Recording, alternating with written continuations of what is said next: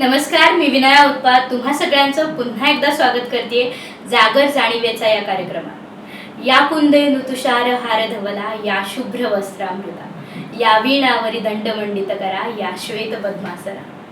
यापेक्षा सुंदर सुरुवात मला दुसरी कुठलीच करू वाटत नाही.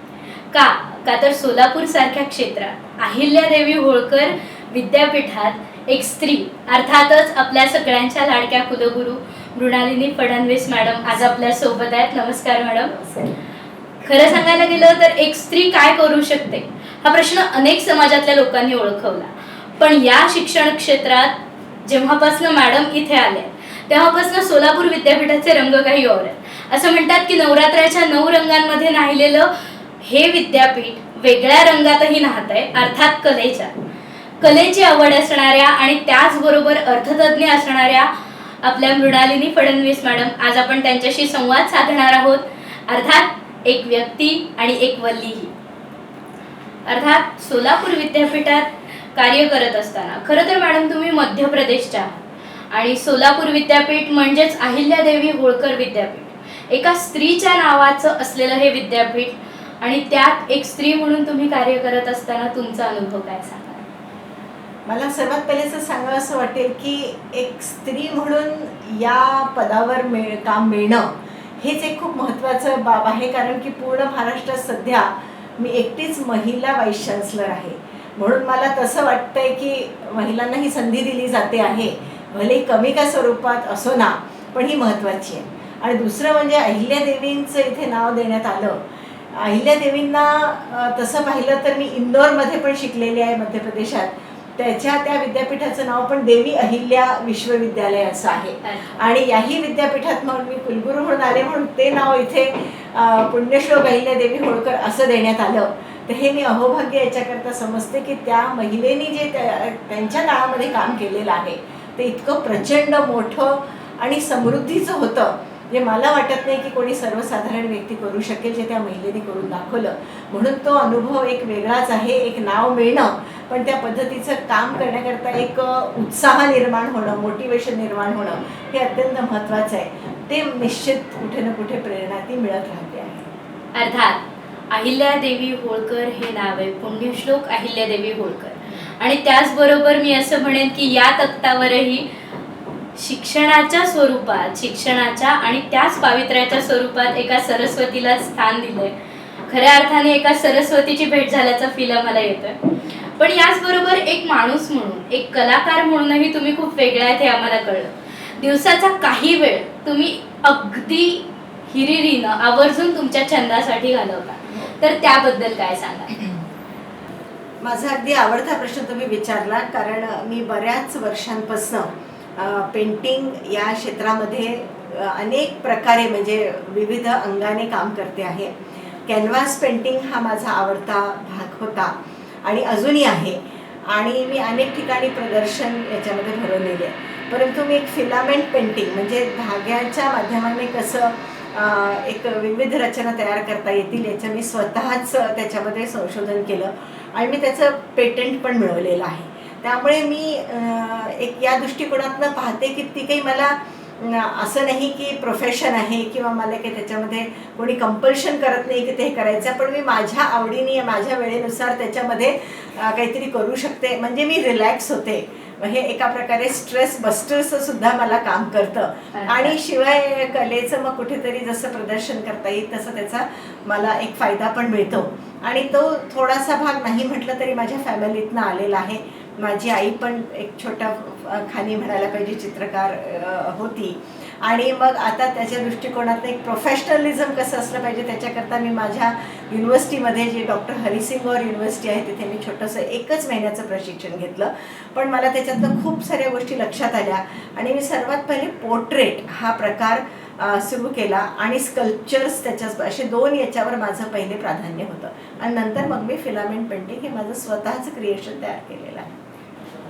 अर्थात कलाकार म्हणून जगत असताना आणि एक कुलगुरू म्हणून जगत असताना तुम्ही सांगितलेल्या अनुभवावरनं याचा आनंद झाला की एक कुलगुरूही अजूनही प्रशिक्षण घेत आहेत, अजूनही शिक्षण घेत आहेत.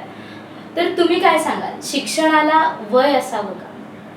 नाही, शिक्षण हे एक असं भाग आहे तुम्ही बघाल तर 2 महत्त्वाचे भाग जगामध्ये सतत बोलले जातात. एक आहे शिक्षण आणि दुसरं आहे आरोग्य. शिक्षण त्याच्यामध्ये असला भाग आहे की तुम्ही केव्हाही अगदी लहान मुलांपासून तर अगदी वयाच्या कोणत्याही वयापर्यंत ज्याच्यामध्ये तुमची क्षमता आहे, आवड आहे, तुम्हाला वेळ देता येतो किंवा एक उत्सुकता असते की मी या विषयाबद्दल बोलावं, वाचावं, ऐकावं, त्याच्याबद्दलची माहिती घ्यावी, हे तुम्ही केव्हाही करू शकता. आणि त्या दृष्टिकोनातनं मी इथे आल्यानंतर असे काही कोर्सेस केले, जसं मी तुम्हाला म्हटलं की आरोग्य पण महत्त्वाचं आहे. त्याच्यामुळे मी काही पॅरामेडिकल कोर्सेस इथे ओपन केले. उदाहरणार्थ ॲक्युप्रेशर. आणि त्याचा फायदा असा झाला की 1 ते 1.5 महिना आम्हाला फक्त लोकांना ही संधी द्यावी लागली की हे काय असतं, त्याचं प्रशिक्षणाचा काय अर्थ आहे. आणि अक्षरशः त्याला जर असं म्हटलं की ती ड्रगलेस अशी थेअरी आहे किंवा ड्रग्स न वापरता सुद्धा तुम्ही कसं चांगले होऊ शकतात, याच्यामध्ये मी स्वतःही प्रशिक्षण घेतलेलं आहे. आणि मग मी इथे जेव्हा लोकांना द्यायला सुरुवात केली तेव्हा आत्तापर्यंत आमचे असे 4 बॅचेस निघून गेलेले आहेत.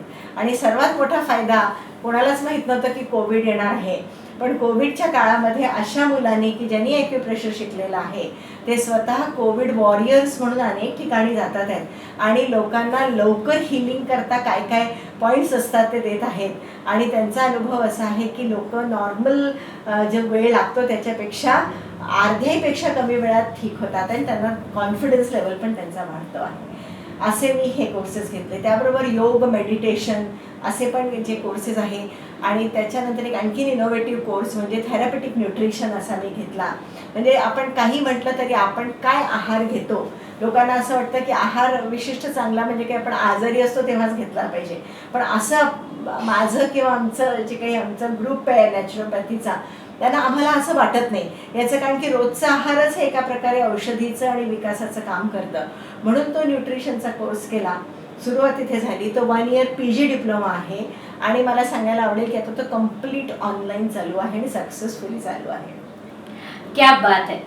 या काळातही पूर्वी केलेलं कार्य आपल्याला खरंच उपयोगाला पडत आहे. सोलापूर विद्यापीठातील अनेक विद्यार्थी असे आहेत ज्यांनी कोविड वॉरियर्स म्हणून काम केलं आणि त्याचसोबत त्यांच्या या ट्रीटमेंटने अनेक लोक खूप लवकर बरी होत आहेत. सोलापुराची स्थिती सगळ्यांनाच माहिती होती की सोलापुरात कोरोनाच्या रुग्णांचं प्रमाण खूप जास्त होतं. या 2020च्या दरम्यान अनेक प्रॉब्लेम्स आले, पण या प्रॉब्लेम्सवर एक खूप छान सोल्युशन मिळालं, ते म्हणजे शिक्षणानंतर मिळालेलं शहाणपण. आणि हे शहाणपण विद्यापीठाच्या दूरदृष्टीने आजही सोलापुराला उपयोगात येत आहे. हे खरंच खूप मोलाची गोष्ट आहे. अर्थात 2020च्या काळात अनेक संकट आली, पण यातलं सगळ्यात मोठं संकट हे होतं की शिक्षण संस्थेवर आलेलं संकट. जेव्हा विद्यार्थी समोर असतो तेव्हा शिक्षकाची वाणी सरस्वती बोलते असं म्हणतात, पण साक्षात विद्यार्थी जेव्हा समोर नसेल तेव्हा सोलापूर विद्यापीठाचं शिक्षण कसं चालू राहील? अगदी बरोबर. कारण ही परिस्थितीच अशी आहे की कोविड असल्या कारणाने प्रत्येकाला प्रश्न होता की मुलं कशी शिकतील, आणि दुसरा प्रश्न असा होता की ते नवीन टेक्नॉलॉजीशी आत्मसात होतील की नाही. पण प्रत्येक गोष्ट चॅलेंज म्हणून आपण घ्यायलाच पाहिजे आणि आम्ही त्या चॅलेंजला अपॉर्च्युनिटीमध्ये बदललं. आम्ही असं केलं की सुरुवातीला जे लोकांना वाटत होतं की कसं होईल, काय होईल, पण आम्ही हळूहळू असं मोटिवेट केलं की नाही, तुम्ही काही ना काहीतरी वर्ग घ्या, एक अर्धा तास घ्या, मग 45 मिनिट्स घ्या, मग 1 तास घ्या. आणि मग त्याच्याकरता आम्ही प्रशिक्षण पण दिलं, टीचर्सना दिलं, विद्यापीठाच्या कॉलेजेसला दिलं. आणि त्याच्यातनं छोट्या छोट्या गोष्टी, यूट्यूब अपलोड करून कसं होईल, आय कॉन्टॅक्ट कसा होईल, विद्यार्थ्यांशी कशी चर्चा होऊ शकेल, असे अनेक प्रश्न आम्ही सोडवण्याचा त्याच्यामध्ये प्रयत्न केला. आणि आता पाहता पाहता मला सांगायला आवडेल की 3 ते 4 महिन्यामध्ये सगळेजण असं म्हणायला लागले की ऑनलाईन टीचिंगच खूप छान आहे, मुलांशी संपर्क होतो आहे. निश्चित तुम्ही पर्सनली भेटणं आणि ऑनलाईन भेटण्यामध्ये जो फरक आहे तो आपण एकदम भरून काढू शकत नाही, पण तरी देखील एक प्रकारचं समाधान की जास्त मुलं उलट ऑनलाईनमध्ये येऊ शकतात आहे. जे लांब राहत होती, ज्यांना काहीतरी ट्रॅव्हल प्रॉब्लेम होता किंवा ज्यांना असं वाटत होतं की आज काही कारणामुळे मी जाऊ शकत नाही, पण ते सुद्धा जॉईन होतात. 1 तासाचा पूर्ण लेक्चर अटेंड करतात, डिस्कशन होतं, त्यांचा फीडबॅक घेतला जातो, त्याच्यानंतर आउटकम विचारलं जातं. अशा सगळ्या गोष्टींचा आम्ही आढावा घेत आज सगळ्या गोष्टी आम्ही ऑनलाईनवर आणण्याचा प्रयत्न केलेला आहे. फक्त प्रॅक्टिकलचा जो इश्यू आहे तो मात्र निश्चितच थोडा बॅकफुटला जातो, तो सगळीचकडे जातो आहे. पण कालच आम्ही असं एक धोरण घेतलेलं आहे की जितके तुम्ही यूट्यूबवर प्रॅक्टिकल अपलोड करू शकता आणि मुलांशी चर्चा करू शकता की याच्यातनं तुम्हाला काय शिकायला मिळालं, मग त्याच्यातनं त्यांचं एका प्रकारे इंटरव्ह्यूसारखं घ्यायचं, त्यांचा फीडबॅक घ्यायचा, त्यांच्याकडनं माहिती घ्यायची की त्यांना किती ज्ञान मिळालेलं आहे. याच्यामध्ये पण आम्ही पुढे यशस्वी होऊ असं आम्हाला वाटतं आहे. म्हणजे आम्ही मोठ्या प्रमाणात विद्यार्थ्यांना एंगेज तर ठेवलंच, आणि इतकंच नाही तर आम्ही बाहेरच्याही खूप गोष्टी अशा आणल्या ज्या साधारणपणे पूर्वी इतक्या फास्ट होत नव्हत्या. जसं आम्ही अनेक वेबिनार्स घेतले, अक्षरशः इंटरनॅशनल एक्सपर्ट्स बोलवले.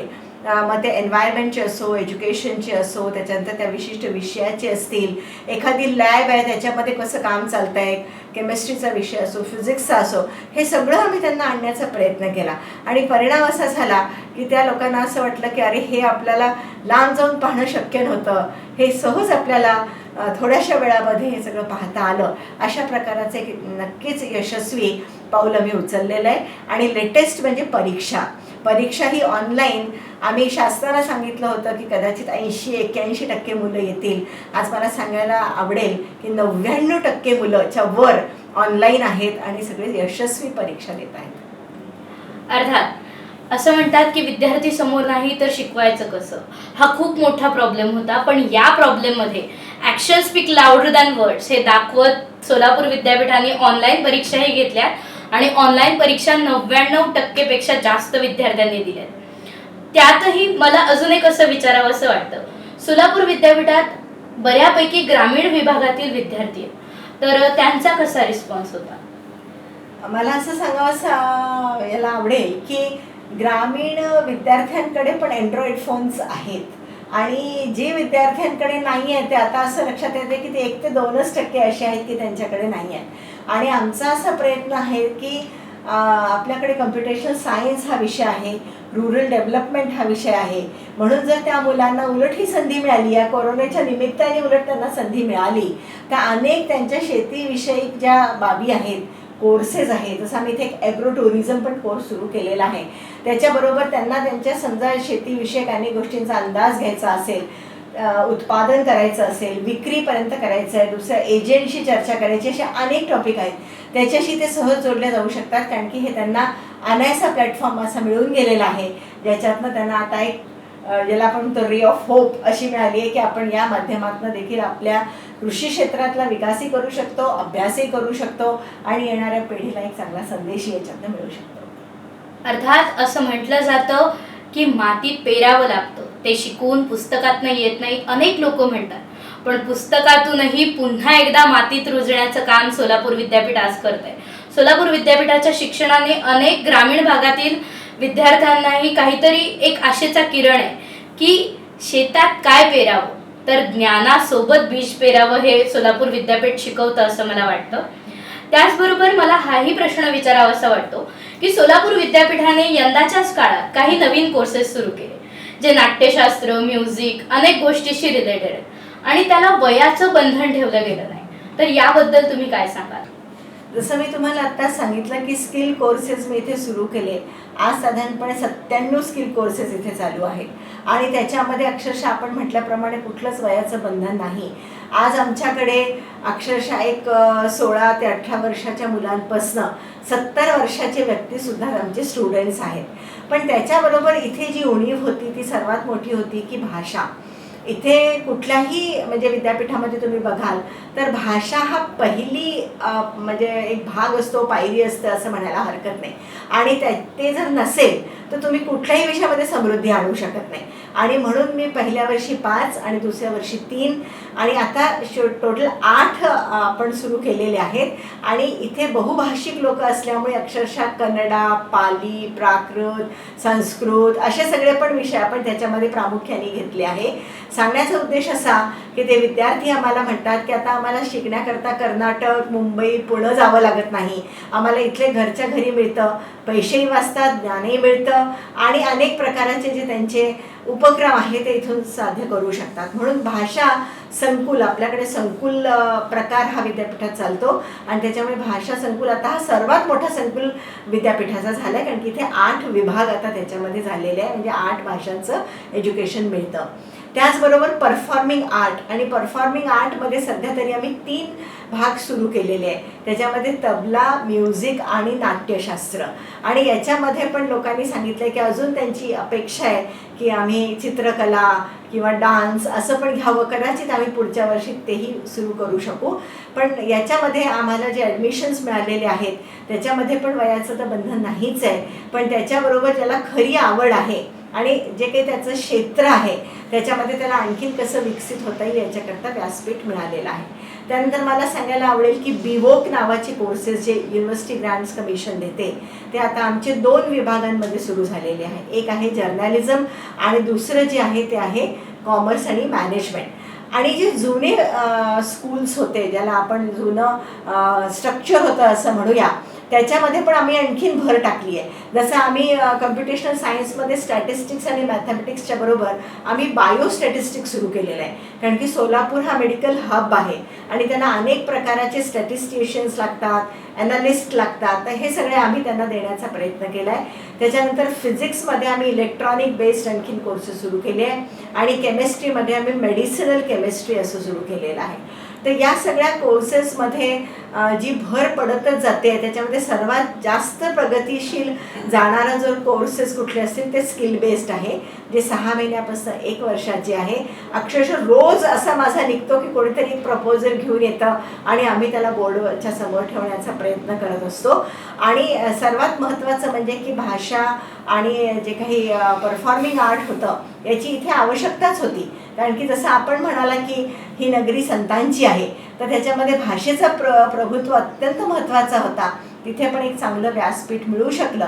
अशा पद्धतीने आपण क्रीडा क्षेत्रामध्ये पण एखादा कोर्स, सायकॉलॉजीचा एखादा कोर्स, रिसर्च भाग असे सगळे सुरू केले आहे. आणि मला आणखी सांगायला आवडेल की इन्क्युबेशन सेंटर म्हणजे उद्योजकता तयार करण्याकरता आपल्याला शासनाने परवानगी दिली आहे. आणि आत्ताच आम्ही एक रिसेंटली कालच म्हणजे एक 100% म्हणजे फिटनेस असलेला मास्क तयार केला आहे कोरोनाकरता, ज्याच्यातनं म्हणजे जर ते व्हायरस आपल्या शरीराच्या आतच जाऊ शकलं नाही तर किती फायदा होईल अशा पद्धतीचा आम्ही प्रयोग करतो आहे. आणि ते लवकरच आम्ही त्याचं लॉन्चिंग पण करणार आहोत. अर्थातच क्या बात आहे. सोलापूर विद्यापीठातही चालू आहे प्रयोग आणि प्रयोगाच्या माध्यमातून एक अतिशय उत्कृष्ट असं प्रोडक्ट आता येणार आहे जे अनेक सामान्य लोकांना कोरोनापासून वाचवेल. अनेक वेगवेगळे कोर्स विद्यापीठात चालू आहेत, त्याला वयाचं बंधन नाही. तुम्हालाही सगळ्यांना सांगणं आहे की तुम्हालाही आयुष्याच्या कुठल्या तरी वळणावर असं वाटत असेल की शिक्षण राहिलंय तर नक्कीच या विद्यापीठ तुम्हाला दिलखुलासपणे आमंत्रण देते की तुम्ही कुठल्याही वयाचे असा, विद्यापीठ तुम्हाला शिक्षण नक्कीच देईल. विद्यापीठ हे आईची भूमिका बजावते. मूल कुठल्याही वयात असलं तरी शिक्षण देणं हे तिचं कार्य असतं, काम असतं. हाच मायेचा पदर आज आपल्याला विद्यापीठाकडून मिळतोय. तुमच्या वयाच्या कुठल्याही वर्षी तुम्ही वेगवेगळ्या कोर्सना भाग घेऊ शकता. वेगवेगळ्या कला क्षेत्रात, वेगवेगळ्या अँगलनी अर्थात उद्योजक होण्याच्या भूमिकेतूनही तुम्ही करू शकता. पण याचबरोबर मला एक प्रश्न पडतोय की स्पेशली महिलांसाठी असे काय कोर्सेस आहेत विद्यापीठात? अतिशय योग्य आणि महत्त्वाचा माझ्या मनात असलेलाच प्रश्न आपण विचारला. महिलांच्या करता जर स्पेशल असं म्हटलं तर आम्ही ते टेक्स्टाईल जे सोलापूरचं खास मानलं जातं, ज्याला मँचेस्टर ऑफ इंडिया असं म्हटलं जातं, त्याच्या संबंधी आम्ही इथे हँडलूम कोर्स सुरू केलेला आहे. आणि त्याच्याचबरोबर जे कॉलेजेस इथे ॲफिलेटेड आहे, जे अगदी जुने कॉलेजेस आहे आणि ज्यांना असं वाटतं की आम्ही अनेक वर्षांपासून अनेक विविध कोर्स सुरू करतो आहे, पण एक उद्योजक महिला असली पाहिजे याच्याकरता त्यांनी ब्युटी पार्लरचे सुरू केले आहे, स्टिचिंगचे सुरू केलेले आहेत.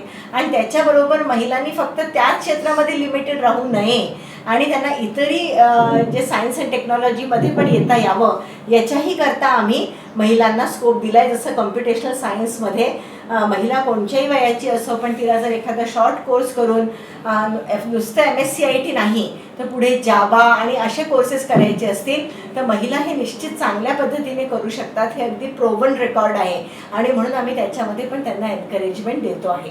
त्याच्याबरोबर आम्ही अहिल्यादेवी होळकरांचा एक 6 महिन्याचा कोर्स इथे घेतलेला आहे आणि त्यांच्या जीवनाच्या बद्दल इथे विद्यार्थ्यांना माहीत असलं पाहिजे आणि त्याची सगळी जी कामगिरी आहे, कारण की त्या चांगल्या ॲडमिनिस्ट्रेटर होत्या, तर ते सुद्धा कळलं पाहिजे. म्हणजे पब्लिक ॲडमिनिस्ट्रेशनमध्ये पण महिला कशा चांगल्या येऊ शकतील हे त्यांचं धोरण ठेवून आम्ही करतोय. मला इथे एक आणखीन गोष्ट सांगायला आवडेल की एक अगदी वेगळा प्रयोग की असं आतापर्यंत होतं नवीन शैक्षणिक धोरणाच्या आधीपर्यंत, कारण आता त्याची अंमलबजावणी अजून झालीच नाही आहे, पण ती होईल तेव्हा होईल. पण त्याच्या आधीच सोलापूर विद्यापीठाने काय केलं तर जे BA BComची मुलं होती त्यांना आता सायन्सकडे जाता येत नाही असं एक धोरण आहे. म्हणून आम्ही असा प्रयोग केला की जे BA BComची मुलं आहेत त्यांनी जर एक फाउंडेशन कोर्स केला, कशाकरता, स्टॅटिस्टिक्स, मॅथमॅटिक्स, एन्व्हायरमेंटल सायन्स आणि त्याच्याशी रिलेटेड अर्थ सायन्सचे कोर्सेस जर त्यांची इच्छा असेल करायची तर त्यांना एक आम्ही फाउंडेशन कोर्स दिला. तो 3 महिन्याचा कोर्स आम्ही त्यांना सांगितला, जर ते त्याच्यात पास झाले तर त्यांना direct MSc in statistics, MSc in mathematics असं घेता येईल, MSc इन एन्व्हायरमेंटल सायन्स असं घेता येईल. आणि याच्याकरता जरी खूप जास्त रिस्पॉन्स नसला तरी हळूहळू 19-20 अशी मुलं याच्या मुली घेऊन हे एक चांगलं म्हणजे त्यांच्या मनात असलेलं की मला कधीतरी मॅथमॅटिक्स शिकता आलं पाहिजे, मला कधीतरी एन्व्हायरमेंट शिकता आलं पाहिजे, हे ते पूर्ण करू शकतात. आणि त्यांचं फीडबॅक अतिशय उत्तम आहे की त्यांचं थांबलेलं जे शिक्षण होतं किंवा त्यांना एका स्ट्रीममधून दुसऱ्या स्ट्रीममध्ये येता येत नव्हतं तर ते सहज शक्य याच्यातनं झालेलं आहे. अर्थात क्या बात है. महिलांनी फक्त तेवढ्याच क्षेत्राशी निगडीत राहू नये यासाठी विद्यापीठ कार्य करत आहे आणि वेगवेगळ्या पद्धतीने कार्य करत आहे. कुणीच हा विचार केला नसेल की महिलांना हँडलूम शिकवावं आणि त्यानंतर त्या बिझनेसमध्ये उतरू शकतात. हा खूपच मोलाचा विचार होता. त्याचबरोबर असंही मला कुठेतरी वाटतं की बऱ्याचदा असं होतं की प्रवाह बदलणं खूप अवघड असतं, पण एखाद्याच्या आयुष्याचा प्रवाह बदलून त्याला हवं ते देणं हेच काम आता विद्यापीठ करत आहे. कला क्षेत्रातील, वाणिज्य क्षेत्रातील विविध विद्यार्थ्यांनाही मॅथमॅटिक्स शिकता येत आहे, वेगवेगळे विषय शिकता येत आहेत, एक प्रवाह बदलण्यासाठी थोडीशी काळजी घेऊ. अर्थात असं म्हटलं जातं, पुण्यश्लोक अहिल्यादेवी होळकर विद्यापीठ सोलापूर विद्यापीठाची संपूर्ण शैक्षणिक जबाबदारी नाही म्हटलं तरी एका खांद्यावर आहे. मग ज्यावेळी या विद्यापीठात जनगण मन सुरू होतं त्यावेळी तुमच्या मनातील भाव काय? अगदी तसं म्हटलं तर राष्ट्राच्या ज्या भावना आहेत त्या शिक्षण क्षेत्राशी इतक्या निगडीत आहेत की राष्ट्राची निर्मिती म्हणजेच खरं शिक्षणाचा हा आधार आहे. आणि जर शिक्षण हे बेस खूप चांगलं असेल तरच आपण राष्ट्राचा उद्धार करू शकतो. हे दोन्ही एकाच नाण्याच्या बाजू आहेत. आणि त्या दृष्टिकोनातनं माझ्या मनात असं पहिले येतं की उच्च शिक्षित म्हणजे कोण? तो उच्च शिक्षित म्हणजे फक्त काही तो डिग्री होल्डर आहे असं ते जे बनत चाललंय ते होऊ नये.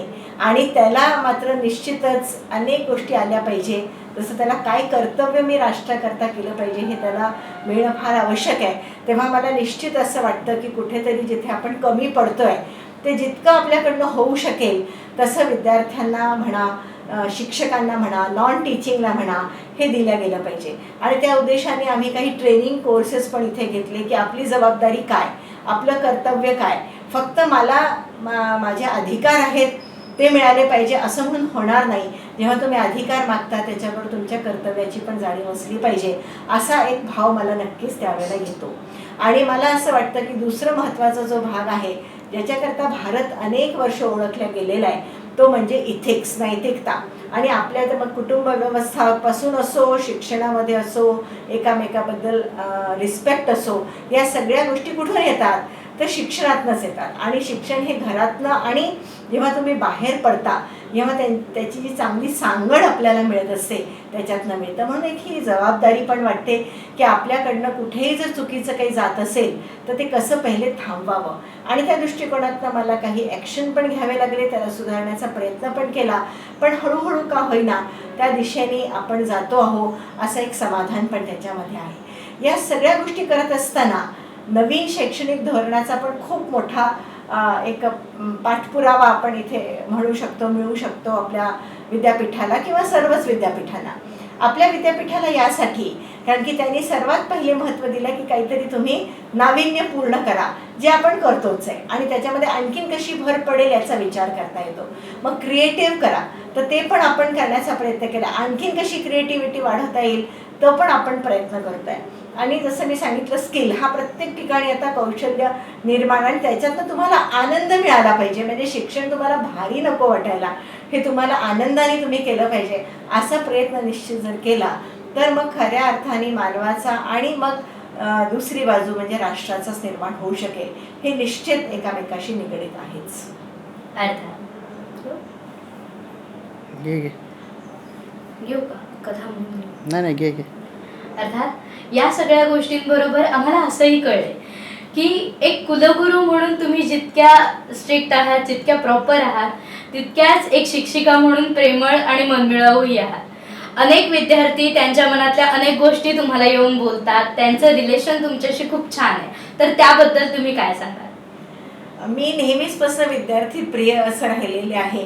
म्हणजे जेव्हा मी साधं शिक्षक म्हणून जॉईन केलं होतं, म्हणजे मी सर्वात पहिले सागर युनिव्हर्सिटीमध्ये जॉईन केलं, तर सर्वात पहिलं काम म्हणजे विद्यार्थ्यांना काय हवं आहे हेच माझ्या डोक्यात पहिला प्रश्न यायचा. त्याच्यानंतर मग मी नागपूरला पण महाविद्यालयामध्ये काम केलं, अनेक ठिकाणी केलं. तर जसं आमचं लेक्चर पूर्ण व्हायचं तर एक आम्हाला ती सवयच होती की विद्यार्थी आम्हाला पूर्ण घेरून घ्यायचे आणि मग आम्हाला विविध प्रकारचे प्रश्न विचारायचे, ते मला आवडायचं. मग असं वाटायचं की आपण विद्यार्थ्यांच्या जितके जवळ जाऊ तितकं आपण त्यांना चांगलं गोष्टी सांगू शकू आणि शिक्षणाकडे प्रेरित करू शकू. आणि हे महिलांकरता जास्त गरजेचं मला वाटलं, कारण की त्या अनेक ठिकाणी वंचित होत होत्या, अजूनही आहेत म्हणजे असं म्हटलं तरी चालेल. मग त्या दृष्टिकोनातनं इथे देखील एक कुलगुरू म्हणून जेव्हा मी जॉईन झाले तेव्हा मी एक टिपिकल जो प्रकार असतो कुलगुरूचा तो कधीच केला नाही. मी विद्यार्थ्यांमध्ये स्वतः गेले, अनेक विद्यार्थ्यांशी माझी आज जशी जी पर्सनल ओळख आहे त्याच्यावरनं मला असं वाटतं की ते प्रत्येक विद्यार्थ्यांना एक त्यांचं मनोगत सांगायचं असेल किंवा एक आम्ही व्हॉट्सअप ग्रुप केलेला आहे कुछ बाते म्हणून, ते विद्यार्थी माझ्याशी बोलतात आणि अशा पद्धतीने मी त्यांच्यापर्यंत पोहोचू शकते.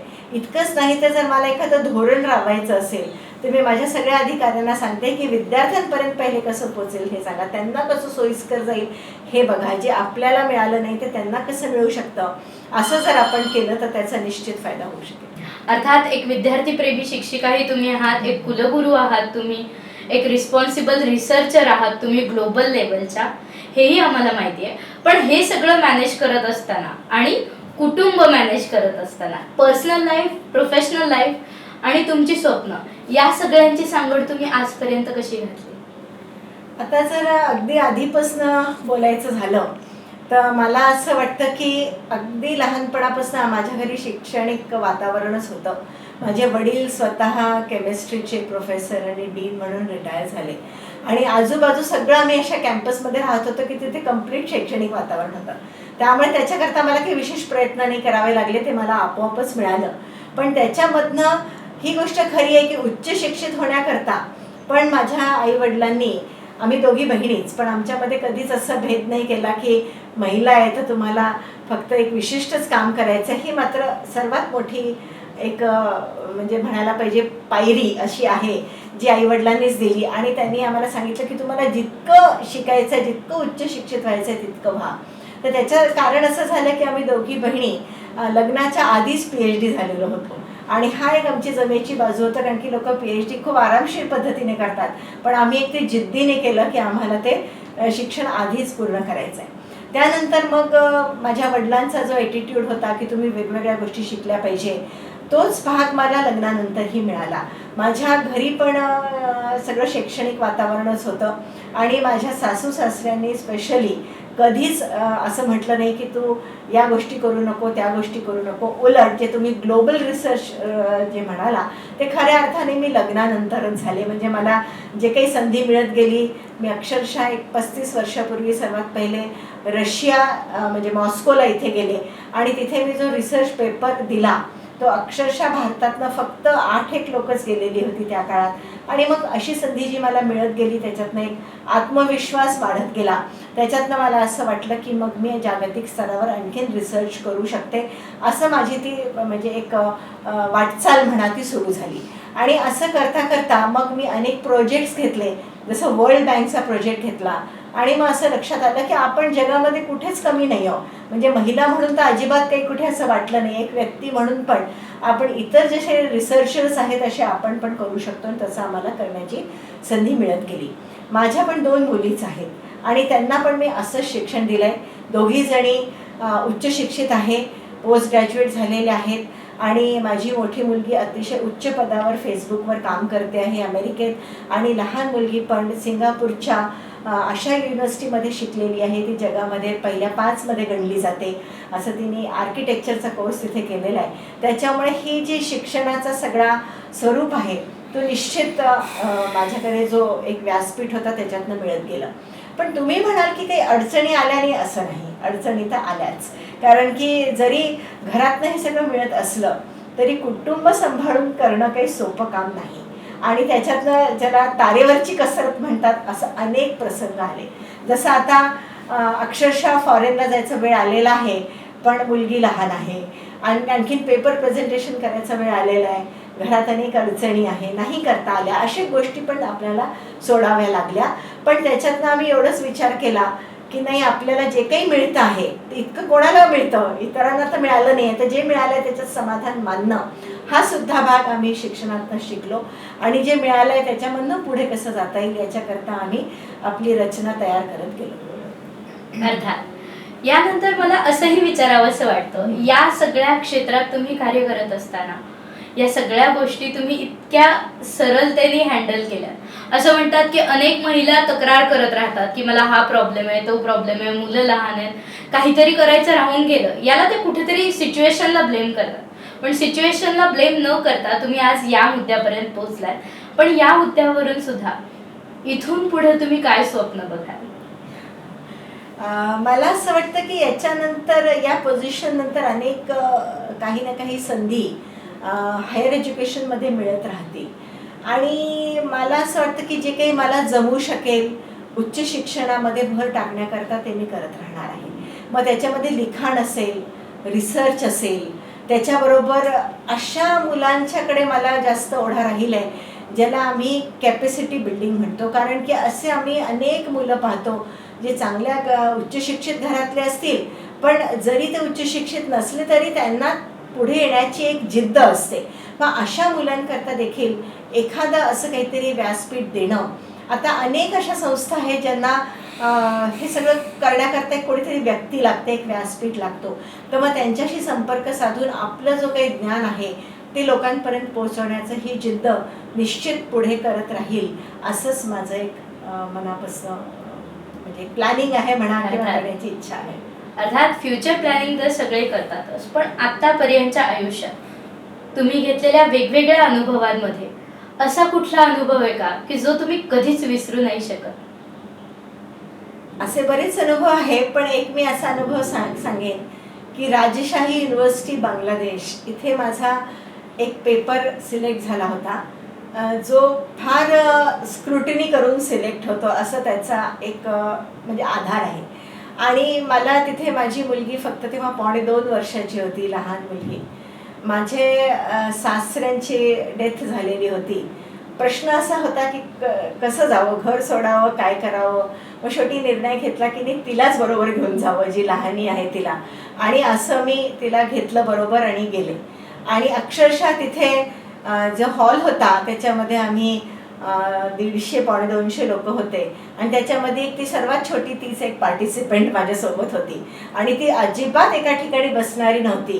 पण तिला काय माहिती काय झालेलं होतं की ती पूर्ण वेळ, जोपर्यंत माझं पेपर रिडिंग झालं नाही आणि जोपर्यंत मी डिस्कशनमध्ये भाग घेत होती, ती एकाच ठिकाणी कागद, पेन्सिल, कलर्स हे सगळे मी तिच्याकरता घेऊन गेले होते, ज्यांनी ती रमायला पाहिजे. ती एका टेबलवर बसून सगळं करत बसली होती. तर माझ्या समोर एक पार्टिसिपेंट होते, बांगलादेशचेच होते. ते तिला हिंदीत म्हणाले की तुला डिस्टर्ब नाही करायचं आहे, आई तिथे बोलते आहे. तर ती त्यांनाच म्हणाली की तुम्ही चुप राहा, माझी आई पेपर रीडिंग करते, तुम्ही बोलायचं नाही, असं तिने सांगितलं. तर याच्यावरनं असं लक्षात येतं की ते बालकडू पण मुलांना कुठून मिळतच राहतं. आणि सगळं झाल्यानंतर तिने अतिशय हट्ट केले, मग सगळं तिला द्यावं लागलं, पण ती वेळ मात्र तिने निभावून घेतली. क्या बात आहे. असं म्हणतात की एक आई काहीही करू शकते. आता सध्याच एक खूप फेमस वाक्य झालं की आई काहीही करू शकते, माँ सबसे बडी योद्धा होतीये, याचं खरं जिवंत उदाहरण तुम्ही आहात असं मला वाटतं. कारण 2.5 वर्षाच्या मुलीला घेऊन ग्लोबल लेवलचा पेपर प्रेझेंट करणं खूप जास्त कॉम्प्लिकेटेड होतं, तेही सरळतेने केलं. अर्थात असं म्हणतात की एक आई सगळ्यात मोठी योद्धा असते. माँ सबसे बडी योद्धा होतीये याचं सर्वस्वी उदाहरण तुम्ही मला वाटतं मृणालिनी ताई. खरं सांगायचं गेलं तर आई असून अर्थात आईचं कर्तृत्व तुम्ही गाजवलंच, त्यात काही वादच नाही. 2.5 वर्षाच्या मुलीला घेऊन ग्लोबल लेवलचा पेपर जेव्हा तुम्ही वाचलात आणि त्या सगळ्या टेन्शन मध्ये सुद्धा तुम्ही कुठेतरी एका मातेचंही कर्तृत्व निभावलं, ही खूप मोठी गोष्ट आहे. मला वाटतं पुण्यश्लोक अहिल्यादेवी होळकर यांच्या विद्यापीठाला लाभलेली ही खऱ्या अर्थाने सरस्वती आणि माता आदिशक्ती असं मला वाटतं. आदिशक्तीचा विषयच आहे तर मला विचारावं असं वाटतं की तुमच्या आयुष्यातली खरी आदिशक्ती कोण? माझ्या आयुष्यातली खरी आदिशक्ती माझी आईच आहे. कारण ती कमी शिकलेली होती, म्हणजे आता या काळातलं आपल्याला म्हणता येईल कमी शिकलेली, पण त्या काळात ती ग्रॅज्युएट झाली होती, म्हणजे तसं कमी शिकलेली नव्हती. पण तिने मात्र असं आम्हाला सांगितलं होतं की तुम्हाला जे काय करायचं आहे, शिक्षण घ्यायचं आहे ते सगळं करा, मी तुम्हाला सगळ्या परी मदत करीन. हे तिचं अगदी मंत्र जे होतं ते आमच्या घरी आजही माझ्या जेव्हा चुलत बहिणी आहेत, आमचे लोक आहेत, ते सगळे म्हणतात की हे खरं म्हणजे बालकडू हे घरूनच मिळालेलं आहे. तर आदिशक्ती तर आईच आहे. पण त्याच्याबरोबर जर बघितलं तर अशा अनेक महिला मला आल्या, त्या माझ्या मैत्रिणी स्वरूपात आलेल्या आहेत. अशा 2 महिलांचा मी उल्लेख करीन की त्या माझ्यापेक्षा वयाने खूप मोठ्या आहेत, पण मी त्यांना मैत्रीणच म्हणते. कारण असं की त्या माझ्या विषयाच्या अर्थशास्त्राच्याच आहेत. पण परत तीच गोष्ट की ह्या ज्या मुली लहान होत्या किंवा घरच्या जबाबदारी होत्या, आम्ही कुठे कॉन्फरन्सला जायचो, आम्ही कुठे आणखीन अशा ज्याला आपण म्हणू शकतो इंडस्ट्रीयल मीट, इंटरनॅशनल मीटला जायचो, तेव्हा मी अगदी बिनधास्तपणे त्या मुलींना त्यांच्यासमोर ठेवून द्यायचे, जसं काही अगदी घरचीच व्यक्ती आहे असं पण त्यांनी केलेलं आहे. आणि इतकंच नाही तर एखादं अकॅडमिक डिस्कशन असेल, म्हणजे हा एक घरचा भाग वेगळा आणि अकॅडमिक डिस्कशन असेल तर इथे काय करायला पाहिजे, कसं करायला पाहिजे, आपण कोणता मुद्दा रेज केला पाहिजे, का करायला नको, अशा अनेक चर्चातनं घडवणाऱ्या माझ्या मैत्रिणी पण आहेत. आणि त्या म्हणजे आता तुम्ही बघाल तर त्या माझ्यापेक्षा 12 वर्षांनी मोठ्या आहेत, 17 वर्षांनी मोठ्या आहेत. पण ते मैत्रिणी याच्याकरता की जसं मैत्रीण खऱ्या अर्थाने नुसतं घर नाही, अकॅडमिक सुद्धा कसं साऊंडनेस असला पाहिजे याच्याकरता त्यांनी मला भर टाकलेली आहे. अशा त्या मैत्रिणींना मी कधी विसरू शकणार नाही. अर्थात असं म्हटलं जातं की सोबत असणाऱ्या मित्रमैत्रिणींनी, कुटुंबाने तुम्हाला जर साथ दिली तर तुम्ही सगळ्यात जास्त उंचीवर पोहोचू शकता. तुमच्यासाठी खरी आदिशक्ती तुमची ती आपुलकीची आणि जवळची माणसं आहेत, हे निश्चित. मला असं वाटतं की आत्ताच्या काळातल्या ज्या महिला आहेत त्यांनी अनेक प्रॉब्लेम फेस केले. 2020च्या काळात तर अनेक प्रॉब्लेम्स झाले, अनेक पोकळी अशा निर्माण झाल्या ज्या कधीच भरून नाही येऊ शकणार. तर यातून बाहेर येण्यासाठी आणि त्यांच्या आयुष्यात काहीतरी वेगळं करण्यासाठी तुम्ही काय सांगू इच्छिता? हा तुम्ही मुद्दा खूप चांगला काढला. हा आमच्या इतक्या जवळचा मुद्दा आहे की कोविडमध्ये महिलांवर अत्याचार वाढले आहेत, हे अगदी प्रोव्हन आहे. आणि तिथे कुठेतरी मन हळहळतं की इतकी तिच्यामध्ये शक्ती आहे आणि ती एक चांगलं मॅनेजरचा रोल करू शकते, ती अनेक प्रकारे शिक्षिका म्हणून किंवा एखादे उद्यमशील व्यक्ती म्हणून काम करू शकते, मग ती का खचायला पाहिजे. त्याच्याकरता कुठेतरी समाज जबाबदार आहे की जो तिला कुठल्या तरी पद्धतीने कमी लेखण्याचा प्रयत्न करतो. पण मी इतकं निश्चित सांगेन की प्रत्येक महिलांनी आपली ही शक्ती ओळखली पाहिजे आणि काहीही झालं तरी झुकणं हे सोडून दिलं पाहिजे. चुकी जर होत असेल तर त्याच्यामध्ये आवाज उठवण्याची शक्ती तिच्यामध्ये असली पाहिजे आणि ती करायलाच पाहिजे. मी असे अनेक पुरुष देखील पाहते की त्यांना काम दिलं तर ते हिंमत नाही करत ते करण्याची, म्हणजे हा मानवीय स्वभाव असू शकतो. पण महिलांमध्ये हा स्वभाव निश्चित आहे की जर तिला चॅलेंज दिलं तर ती दुर्गा बनू शकते आणि ती दुर्गा बनलीच पाहिजे असं माझं म्हणणं आहे. आणि तिने कधी कोणाच्या एखादं अडचण येते तर आपण महिला आहे म्हणून पळून जाणं किंवा त्याला न करणं, हे पहिली जर हीन भावना सोडली तर मला नाही वाटत की ती कुठेच कमी पडू शकेल. ते कुठलाही क्षेत्र असो तिच्यामध्ये ती नक्कीच पुढे जाऊ शकेल. म्हणून त्यांनी ते पहिले धडा घेतला पाहिजे की माझी कुठेच किंवा कोणत्या क्षेत्रामध्ये कमी अशी नाही, माझी जी एक उर्मी आहे, शक्ती आहे, ती मी दाखवून एक मॉडेल समाजाकरता तयार करू शकते. अर्थात असं म्हटलं जातं की अनेक शक्ती एका महिलेमध्ये असतात. नवरात्री निमित्त आपणही या ऊर्जा स्रोतांना भेटतोय. ही ऊर्जा तुम्ही आम्हाला जेव्हा देता, एक विद्यापीठाच्या कुलगुरू म्हणून, एक स्त्री म्हणून जेव्हा तुम्ही कार्य पाहता, तेव्हा एका स्त्रीचं अस्तित्व तुम्हाला कुठं कुठं जाणवतं? मला असं वाटतं की स्त्रीचा रोल हा सगळीकडे आहे. म्हणजे त्याची भूमिका कुठे नाही असं नाहीच. म्हणजे आता समजा शिक्षण क्षेत्रामध्ये बघितलं किंवा एक अशी मानसिकता आहे की माझ्या जर सीटच्या वर महिला असेल तर मी कशा ऐकण्याची गरज नाही, अशी पण मानसिकता आहे, ज्याचा मी खूप अनुभव घेतेच, अनेक ठिकाणी घेतलेला आहे. परंतु त्याच्याकरता फक्त एकच उपाय नसतो की तुम्ही त्या व्यक्तीला डॉमिनेट केलं पाहिजे किंवा असं दाखवलं पाहिजे की मी तुझ्यापेक्षा मोठ्या पदावर आहे. अनेक मार्ग आहेत ज्याला आपण प्रेमाने, ज्याला अनेक पद्धतीने त्यांना समजवून, अनेक मार्ग सांगून, असे खूप बाबी आहेत ज्यांच्यातनं त्यांना आपलंसं करून घेऊ शकतो. म्हणून मला असं वाटतं की ही जी भूमिका आहे की प्रत्येक ठिकाणी महिला तर आहे, पण तिचं अस्तित्व जे आहे ते एक अशा पद्धतीने असलं पाहिजे की ती सगळ्यांना जशी सर्व समावेशक करून चालते तसं ती असलीच पाहिजे. पण जिथे कुठे गरज पडेल तिथे तिने जे दंडात्मक कार्यवाही करायची असेल किंवा एक चान्स देऊन बघावा. माझं स्वतःचंच फॉर्म्युला आहे. सर्वात पहिले मी एक चान्स देऊन पाहते की तो व्यक्ती समजतोय का. पण असं लक्षात येतं की 99% लोक तर चान्स घेतच नाही. त्यांना असं वाटतं की नाही, मी जो करते आहे किंवा करतो आहे ते बरोबरच आहे. मग परत कुठेतरी मला दंडात्मक कार्यवाही करावी लागते आणि तसा अनेक गोष्टी घडतात. पण मग त्याच्यातनं जे इतर लोक जी चांगली कामं करतात आहे त्यांना मात्र निश्चितच ऊर्जा मिळते आणि ते म्हणतात की जे अनेक चुकीचे कामं करत होते त्यांना कुठे ना कुठेतरी पनिशमेंट ही मिळाली पाहिजे. म्हणजे तसंच माझं म्हणणं आहे की जशी महिला एक प्रेमळ व्यक्ती आहे तशी गरज पडली तर ती एक दुर्गा माता पण बनू शकते. अर्थात एका स्माईलच्या मागं बऱ्याचशा गोष्टी असतात. साम दाम दंडभेद या सगळ्या, अगदी सगळ्या भूमिका बजावत, सगळ्या गोष्टी वापरत हे कुलगुरू पद तुम्ही अतिशय आनंदाने आणि खऱ्या अर्थाने एका आनंदी फेसने तुम्ही हे सगळं करता. तुमच्याकडे पाहूनही एक ऊर्जा येते, आनंद निर्माण होतो, हेही तितकंच खरं आहे. शेवटच्या प्रश्नाकडे वळताना मला एक विचारावंसं वाटतं, इथनं पुढं विद्यापीठाचे आणि तुमचे पर्सनल असे स्टँड्स काय असतात? विद्यापीठाकरता मी पहिले आपल्याला सांगून इच्छिते की अनेक गोष्टी आहेत ज्या विद्यापीठामध्ये होण्याची आवश्यकता आहे आणि त्या दृष्टिकोनातनं मायक्रोबायोलॉजी डिपार्टमेंट आपण हे होऊ घातलेलं आहे. आणि आता नोव्हेंबरमध्ये जेव्हापासून शासन अलाउड करणार आहे तेव्हापासून त्याची आता ॲडमिशन प्रक्रिया आणि त्याच्यामध्ये असलेल्या ज्या काही लॅब व्यवस्था असतात, शिक्षणाकरता ज्या काही सोयी असतात, टीचर्स वगैरेची जी काही नेमणूक असते ती सगळी आपण करण्याच्या मार्गावर आहोत.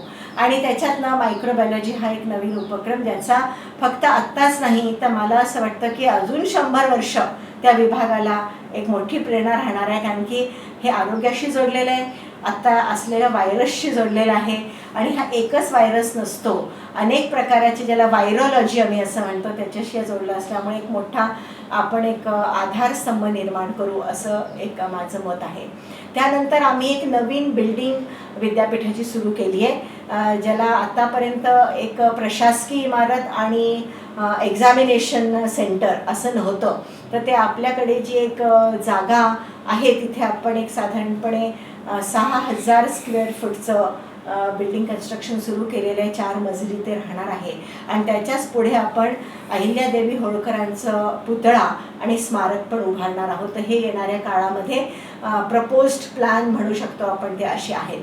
आणि त्याच्याच बरोबर आणखीन जे डोक्यात असं आहे तर ते उद्यमशीलतेला आणखीन वाढवणं म्हणजे एक औरंगाबादचंच टेक्स्टाईलचं सब सेंटर हे MSME विभागाकडनं आम्हाला मिळालेलं आहे, त्याला पुढे नेणं हा पण त्याचा एक पुढचा भाग आहे. आणि न्यू एज्युकेशन पॉलिसीमध्ये जे नवीन टप्पे आहेत ज्याच्यामध्ये तुम्हाला एक कोर्स शिकत असताना जर एखादाच एक मेजर आणि मायनर करायचा असेल, म्हणजे सायन्समध्ये शिकणारा विद्यार्थी आहे पण त्याला असं वाटतं की मी स्पोर्ट्समध्ये जावं किंवा फोटोग्राफीमध्ये पण करावं, तर एक 6 महिन्याचा कोर्स त्याला त्याच्यामध्ये करता येईल असे सगळे इम्प्लिमेंट करणं आणि एक्झामिनेशन पण रिफॉर्म्स करणं हे सगळे माझे पुढच्या येणाऱ्या वर्षांचे प्लॅनिंग आहेत. माझं स्वतः जर असं म्हटलं तर मला जसं आपण आता बोललाच आहात की रिसर्च आवडतं, तर मी माझ्या ज्या काही वेळ मला मिळतो इथे ऑलरेडी 2 प्रोजेक्ट्स मी, एक उजनी धरणाच्या पॉल्युशनचा आणि एक हॅपीनेस इंडेक्स, म्हणजे तुम्ही कसे आनंदी जीवन जगू शकता याचे ऑलरेडी आम्ही रिसर्च सुरू केलेले आहे. आणि एक अगदी नवीन संकल्पना म्हणजे इकॉनॉमिक्स लॅब ही सुरू केली आहे. यालाच पुढे पण मी माझ्या विषयाचं असल्यामुळे आणि मला सायकोलॉजिकल आणि हॅपीनेस चा अर्थशास्त्राशी कसा संबंध जोडता येईल हा भाग असल्यामुळे पुढे मी रिसर्च आणि त्याच्यामध्ये लिखाण आणि अशा सगळ्या कामाला मी चालू ठेवीन. त्याच्याबरोबर निश्चितच पेंटिंग हा जो भाग आहे, पेंटिंग बरोबर मी आणखीनही अनेक गोष्टी करते, एम्ब्रॉयडरी करते आणि किचन मध्ये पण मला खूप नवीन नवीन प्रयोग करायला आवडतात. ते मी सगळे पुढे निश्चित चालू ठेवणार आहे. क्या बात आहे. अर्थात एक कुलगुरू असण्यासोबत एक उत्तम सुगरण तुम्ही आहात, एक उत्तम पेंटर तुम्ही आहात, कलाकार आहात आणि त्याचबरोबर एक असा माणूस आहात जो आनंद पेरीत जातोय. हीच प्रेरणा पुढे घेऊन खरंच आम्हीही खूप खुश आहोत की या प्रेरणेसोबत आमची आणि तुमची भेट झाली. अर्थात मनविभोरसाठी तुम्ही तुमच्या वेळातून वेळ काढणार. असं म्हणतात की काही लोकांचे आभार मानू नये, या आभाराचं ओझं आम्हाला आयुष्यभर आमच्या सोबत ठेवावं असं वाटतं. हे साखरेचं ओझं कायम आमच्या सोबत राहू आणि तुमचा सहवास आहे म्हणून एक छोटीशी आठवण.